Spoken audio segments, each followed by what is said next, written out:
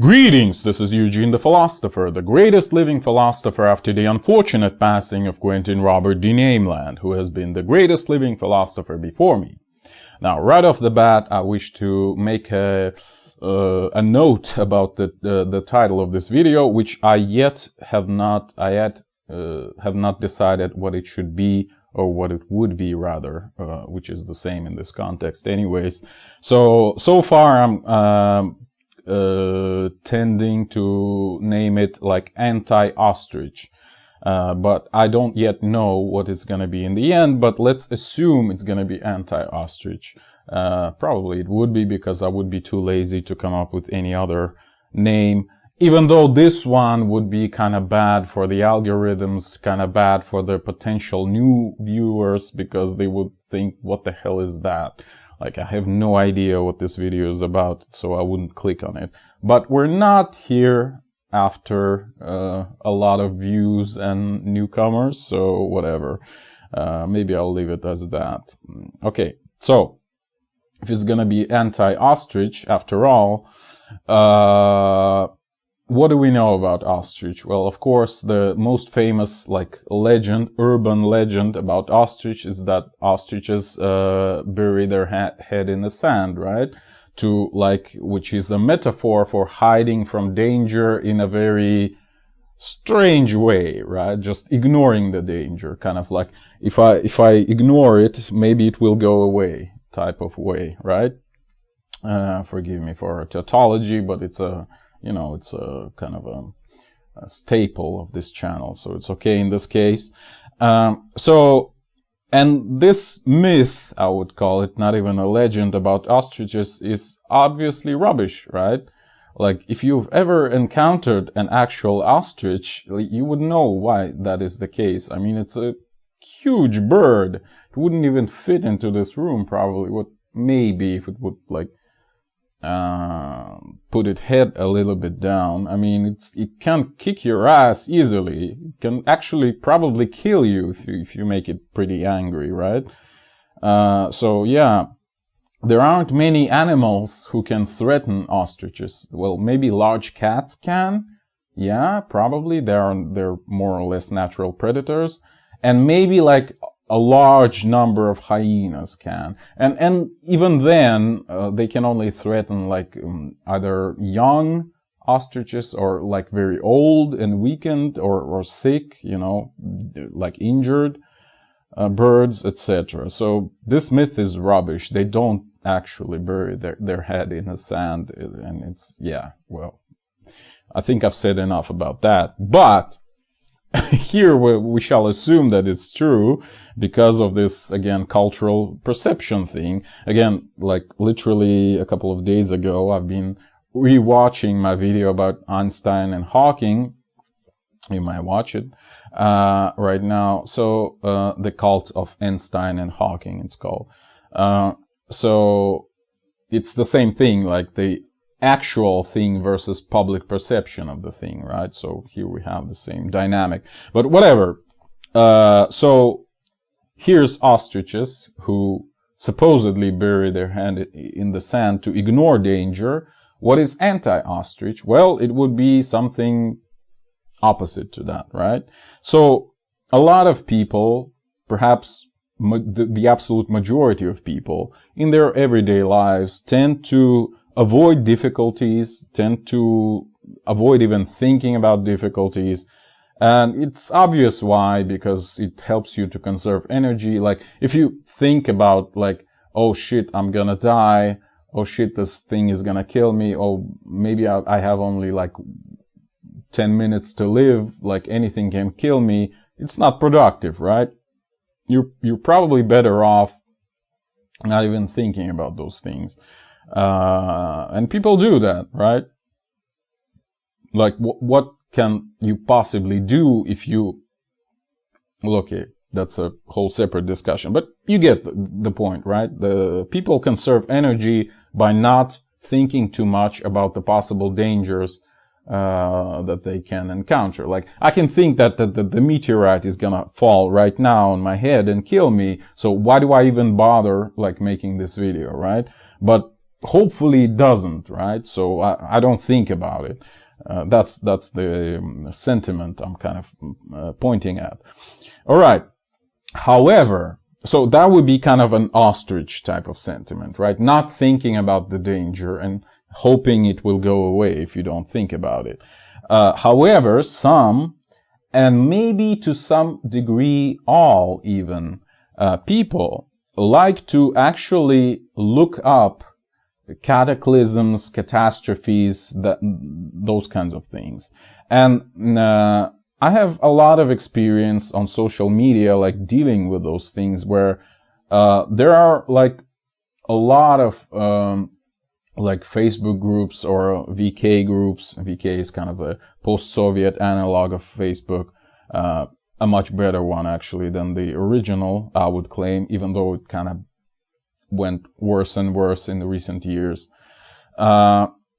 Anyways, so there are a lot of groups devoted specifically to cataclysms and catastrophes, and they are really popular. Like, there's tons of people there.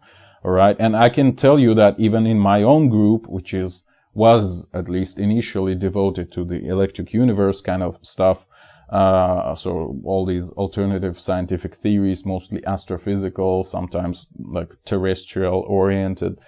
But when I make a post about like a solar flare, a magnetic storm, by the way, there was a M1.3 solar flare yesterday and M1.0 solar flare afterwards. Again, yesterday. It's a medium class solar flares. But anyway, so posts about solar flares, magnetic storms, radiation storms, they always get much more views and much more likes and stuff than the other posts, like just a regular literature review on some topic, let's say, which I used to do, which I used to make rather like 5 to 7 years ago, maybe something like that. I'm kind of bad at math at the moment, so well, something like that, yeah. So these things are really popular, and even like even potential threats look more deserving attention, or at least it seems so, from like a vague majority of people, right? And maybe there is like a sense of immediacy to it, and that's why it gets more attention. But again, we'll discuss it in the following sections of this video. All right. And well, by the sense of immediacy, I mean, if something can kill you or could have killed you, obviously you would, look at it more with more scrutiny and with more attention, because, well, if it can't kill you, you can probably ignore it. But if it can, you probably shouldn't, at least, right? So yeah, there's this. So there's a natural tendency, in a way, of devoting more of your attention to those kinds of things. And in terms of like our culture, our media and stuff, there's definitely a noticeable media skewedness in reporting towards those things, those dangerous, catastrophic, cataclysmic, murderous types of things, right? And it conditions people to even look at it even more, because, well, if you're naturally inclined to notice those things more than other things, and your media, which is your, well, not only, but the major source of your information, also mostly talks about those things, it creates this positive feedback loop where it just spirals into infinity, right?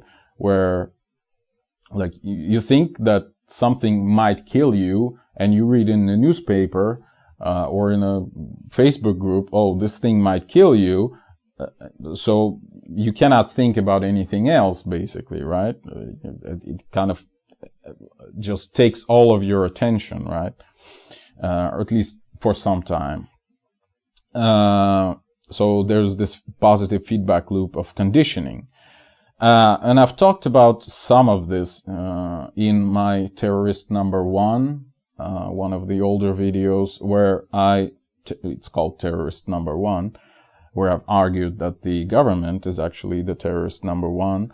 But anyway, the point I was making there, one of the points I mentioned, is that actually made by Bill Gates, of all people, in his Twitter post, that the terrorism threat is over-reported. So, like the amounts of actual deaths from the acts of terrorism versus the amounts of media attention it receives is incomparable to the amounts of deaths we have from, let's say, cardiovascular diseases, which is, I think, the most prevalent cause of death in the world, versus the amount of reporting of like, well, you should care about your cardiovascular system, etc., etc. So it's completely overblown. I mean, the terrorist danger. And so that's what I use, or rather I bring it as an example of what I'm talking about, is that these like sudden acts of terrorism, sudden catastrophes, so to speak, in the society, take way too much attention in terms of their actual impact. And again, here I return to my point about the Einstein and Hawking type of thing, where we have a complete inconsistency between the actual impact versus the public perception, right? And as an example, I might tell you, well, like today the media reports to you that the COVID kills like N,000 people or N tens of thousands people every day in the world, or even well, it's not hundreds of thousands. I think it's tens of thousands. Don't quote me on that, but I think it is.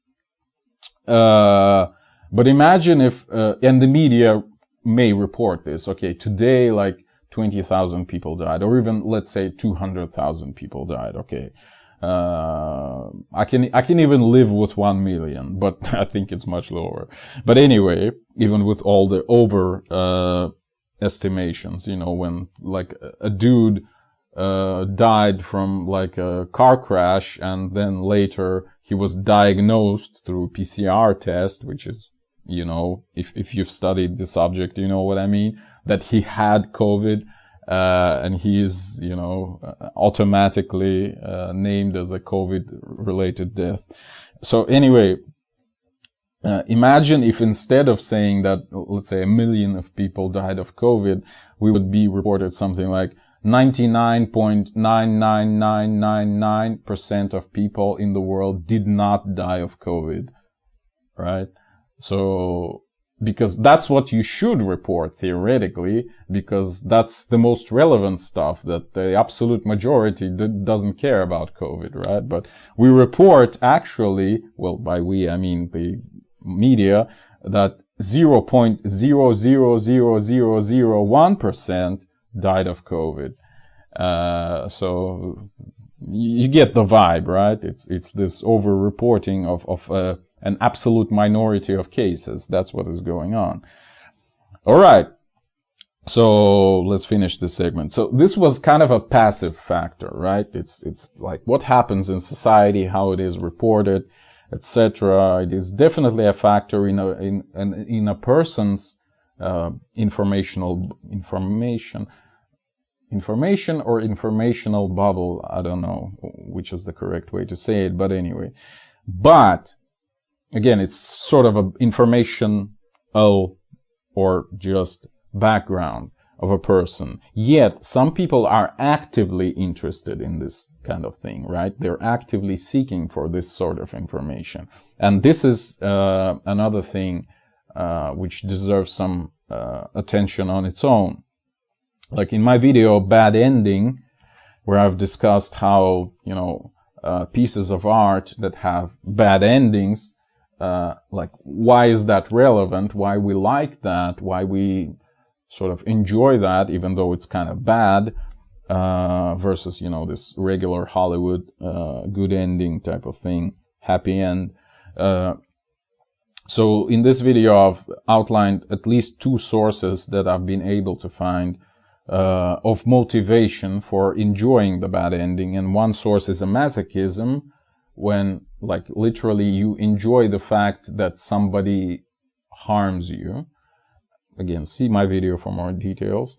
And the second source is communism, roughly speaking, is when you are unhappy and you want to make others unhappy. So when like a powerful, genius, beautiful person dies in a movie, let's say, you enjoy that because, well, you are not powerful, you're not genius, you're not beautiful, so you enjoy them being relegated even below you, right? You feel that now you have more power than them, or at least other people, other deprived people have more power than this person previously had, because now they are dead and these people are still alive at the very least, right? So that's more power anyways.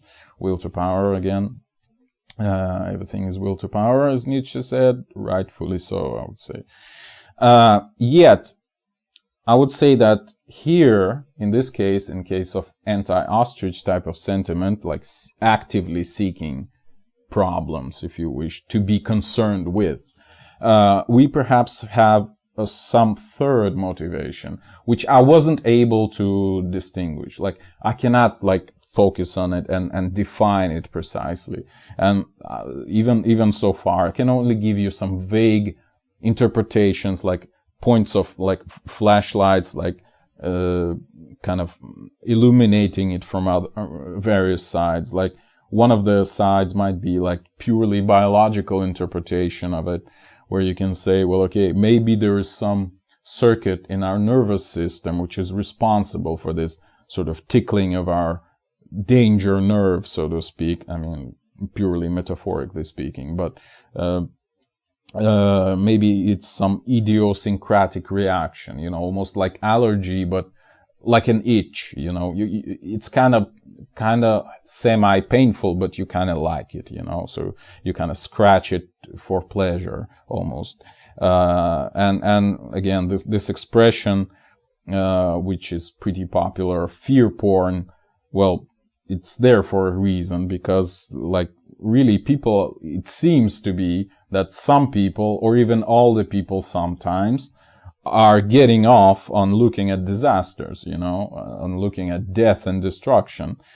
Again, partly it's masochistically motivated, etc. But anyway, like, George Carlin definitely had quite a few pieces devoted to that, which are really deserving attention, in my opinion, at least, right? You might look up George Carlin balancing the budget or something like that. And I can't remember another thing where he did a similar piece where he said that, like, well, something specifically about destruction, like car crashes and like nuclear explosions and things like that. Okay. So that was, well, perhaps more than one points of looking at this problem, at this third piece of motivation, which is, again, I cannot describe yet, right? That's why I'm giving you different interpretations of it. So one other pretty cool interpretation is from Freudism, right? Psychoanalysis, where Freud, in his essay Pleasure Principle from 1920, there he described, again, pleasure principle, which he also connected to, well, metaphorically again, symbolically, to Greek god Eros, which is, again, like the god of love, of like erotic pleasure, versus, so that would be ostrich. Well, kind of, but kind of not. But you see, it's like a slightly different projection, versus what he called death drive, which he symbolically associated with Thanatos, the god of death, like literally, well, like almost the act of dying, the reaper, you know, something like that. Yeah, so he said that not only do we strive for pleasure, for some reason we have some sinister strive for destruction, you know, like this death and mortality seems very tempting to us for some reason. And again, like, you can ruminate about it for a lot of time, but I won't do it. I'm just stating right away, like in a very dry manner, that psychoanalysis has its own take on this, and it's deserving attention at the very least, okay, with respect to this problem of anti-ostrich, i.e. deliberately seeking catastrophic, deadly kinds of things, right? Not even suffering, but something beyond suffering, like complete destruction. Not even related to suffering, I would say, because suffering is when you're alive but you feel bad, whereas thanatos, it's actually like actually dying, you know, actually like complete destruction, you know, because pain is not compatible with complete destruction. If you're destroyed, you cannot feel pain, you know. So it's something different. It's something beyond pain. Another projection of this thing would be, another like point of view would be more global societal type of values, where, again, specifically talking about the so-called World Values Survey, invented by Engelhardt. You might search for that on the internet, World Values Survey. It's a very, very interesting thing. It's probably one of the most concise and consistent metrics of studying different societies on our planet. So there is one of the scales that they study is that values of survival versus values of self-expression. So again, in some weird way, you may associate, in some very vague, remote way, you may associate values of survival with eros/ostrich, and values of self-expression with thanatos/anti-ostrich, right? Something like that. Again, it's not exactly fitting, but it's somewhere there. These are not like parallel vectors, they're sort of under some angle, so it's not exact, right? Exact correlation. So some societies are only about survival because they don't have enough resources to like move on and like actually progress in a very naive sense of the word, but anyways. And some societies are sort of strong enough to have these values of self-expression being at the top of the list, so to speak. I think in the same video, Bad Ending, I gave you another sort of example of spices, you know, like, or maybe it was some other video, but probably this one, where I talked about like food. You don't like plain food. It kind of sucks, right? It's just too boring. It gives you not enough suffering. So you add spices so that the food can resist you, right?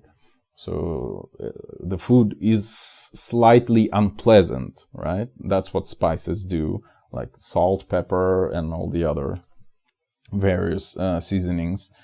So this is like when you progress towards self-expression, you not just want to eat. So imagine a super hungry person, they would eat anything, right? Anything edible. Like you give them plain rice, they would eat it just like completely. But if you are from a very rich family, let's say, well, decently, you know, rich person, you can eat plain rice every day, like tons of it, right? So it's not interesting to you anymore. So you want to add some more danger to it, some more spice. So you use, I don't know, curry or whatever, or pepper, salt, whatever. That's what I'm talking about. And I think it's a really good analogy. It shows you the very meat of the thing. No semi-pun intended, right? Okay.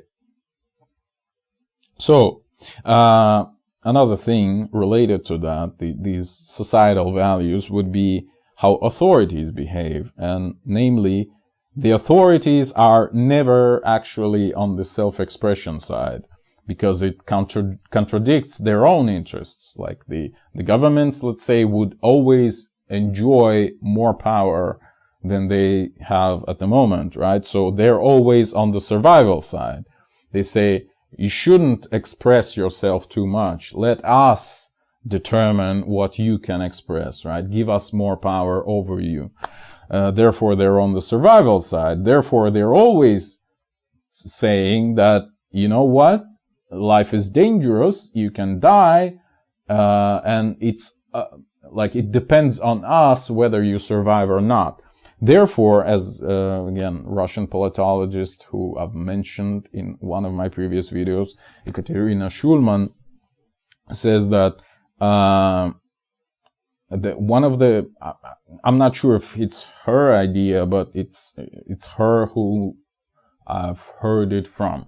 Okay, so she says that one of the most prominent modes of operation of authorities, governments in particular, is what she called selling of threats or bargaining of threats, or risks, right? So for a government agency, everything is perceived as a risk because it's, again, on the survival side, because it's interested in its own raising of its own power versus the power of an individual over themselves, right? So the governments and the authorities of other sort would always try to convince you that without them you wouldn't survive. Therefore, they should sell you some threats. And by that I mean, by selling, they impose a threat onto you, like make you aware of the threat, and you pay them either directly in terms of like money, like taxpayer money, funding of government programs or agencies, or at least in terms of allegiance, like not being against what they do to you, like when they take away your freedoms, you say, okay, I can give away my freedom to be safer, right? So that's, you're selling a threat. They're selling a threat for increase in their power. Like you concede some of your power to them because they are imposing this threat onto you, right? They're telling you you're under threat and only they can protect you. Hopefully it's understandable. All right, and so they basically say, give us more money or power or things will go south.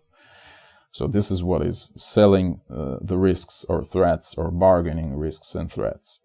And that's the primary mode of operation of the government. And again, returning to my previous point, that's why I call the governments terrorist number one, because terrorism by definition is reaching political goals through the fear of threat or threat, through fear, basically, terror. That's what governments do on a regular basis. It's their main modus operandi, right?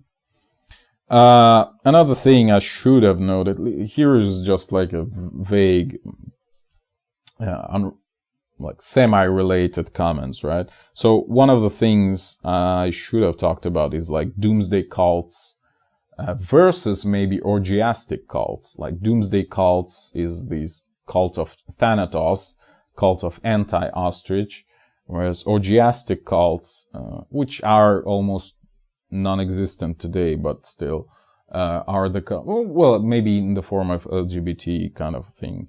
Orgiastic cults are about Eros and Ostrich, right? Well, not exactly, but something like that.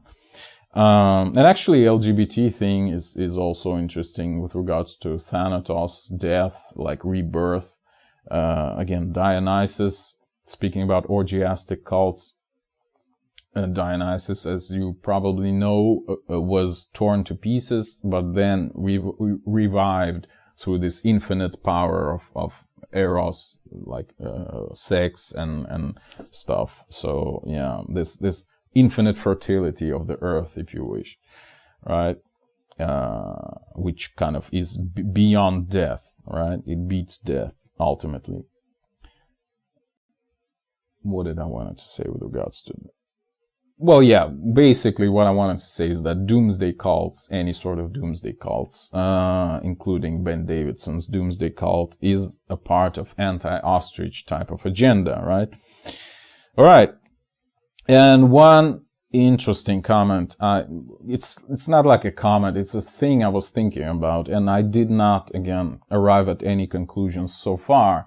So it's the possible gender differences, like which gender is more prone to ostrich type of approach, like everything is fine, let's live on, versus anti-ostrich, like, oh shit, we're gonna die at every moment, oh shit, I need to be very concerned.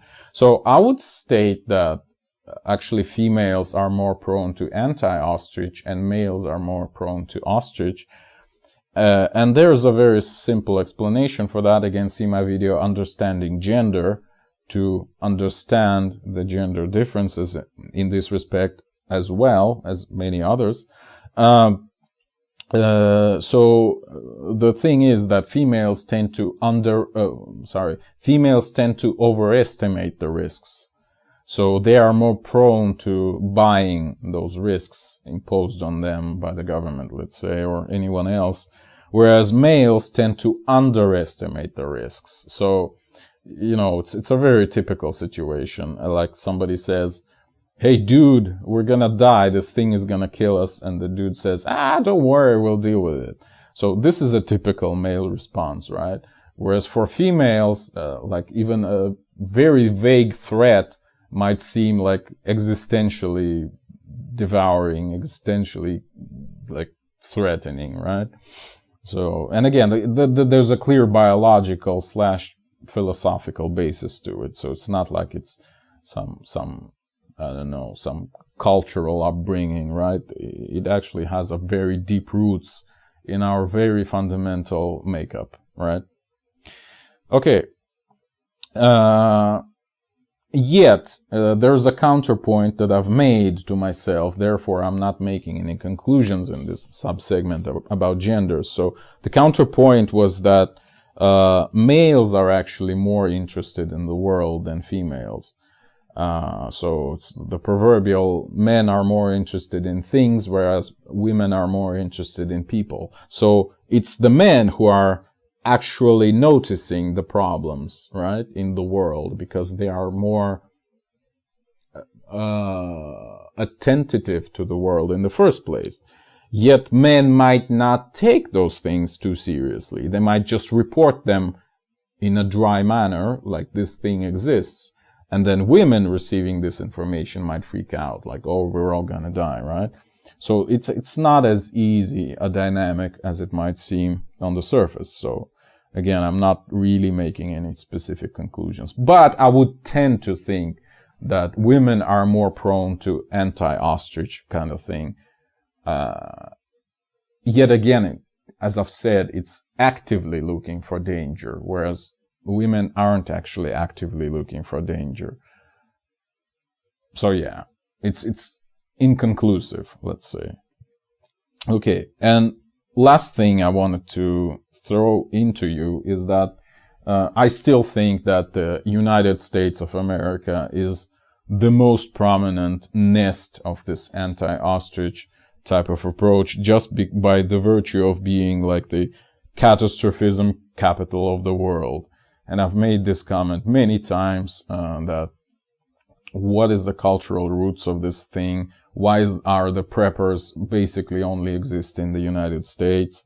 Why are United States so uncomfortable with the world and like think that the world is going to end every day, etc., etc.? It's because their culture is too young, basically. Well, they actually have no culture in the first place. Well, it's a long discussion. I've talked about it, I think, in the video Coronavirus and Culture, but I might be mistaken.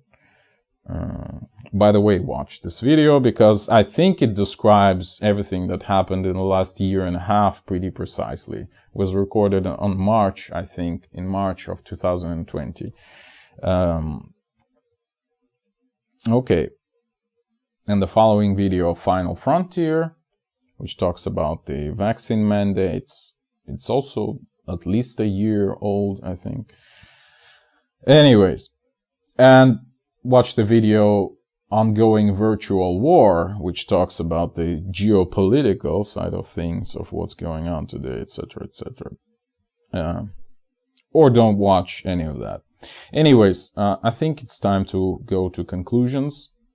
So in this video, I talked about this seemingly prominent tendency in human beings to actively seek out dangerous, catastrophic, cataclysmic type of events to sort of get some thrills from it. And I've called this tendency anti-ostrich type of sentiment. And I've tried to examine the basis of it. One of the obvious reasons that I've described is that we need to turn more of our attention towards threats because, well, something that is not threatening to us is not exactly requiring immediate attention, yet someone that does, because it can kill us or damage us. So we should keep an eye on it. Yet there is a positive feedback loop from the media where we naturally tend to notice those things, but the media unnaturally tends to report those things. Well, for obvious reasons, let's say. But anyway, it creates this positive feedback loop, which is not super healthy. Then I've tried to analyze this thing even more. Well, I gave you example with COVID reporting, etc., with terrorism. And the motivation might be the 2 points that I've found, that I've talked about in my video Bad Ending, namely masochism plus communism, in air quotes. But there may be a third one which I wasn't able to like condense into some simple statement. Therefore, I had to go back and like deconstruct it and look at it from different angles. In particular, we talked about like purely biological thing. Maybe there's some neural circuit, some biochemical circuit, which is responsible for this sort of thrills. Maybe there's some sort of, well, it's almost like I've compared it to porn, like fear porn, right? Then I've talked about psychoanalytical interpretation. Then I talked about like a societal level interpretation of like Engelhardt and World Values Survey. Then we talked about how authorities sell threats to the society, and that's how they get their power, i.e. terrorism, basically. And then we talked about the Doomsday cults. Then we talked about possible gender differences. Then we talked about briefly how United States is of America, not India or Mexico or Brazil, is the most catastrophic nation in the world, because they have no cultural layers to protect them from this fear. All right. I think I'll think about this problem some more. Like, I frequently have this esprit d'escalier, you know, the spirit of the ladder. When you kind of have an argument, then the argument ends, you walk home, you're on the ladder going down, and then you remember, oh shit, I should have said that. That would have won the argument in my favor. But it's too late. So I'm pretty sure I'm going to remember something like that tomorrow or the day after, or I'll have a reconceptualizing of this whole problem. I don't know. So maybe I'll post it in the comments, or maybe I'll even make a follow-up video. Well, I probably won't. But anyway, I think that's enough for today. Thank you for watching. The eons are closing.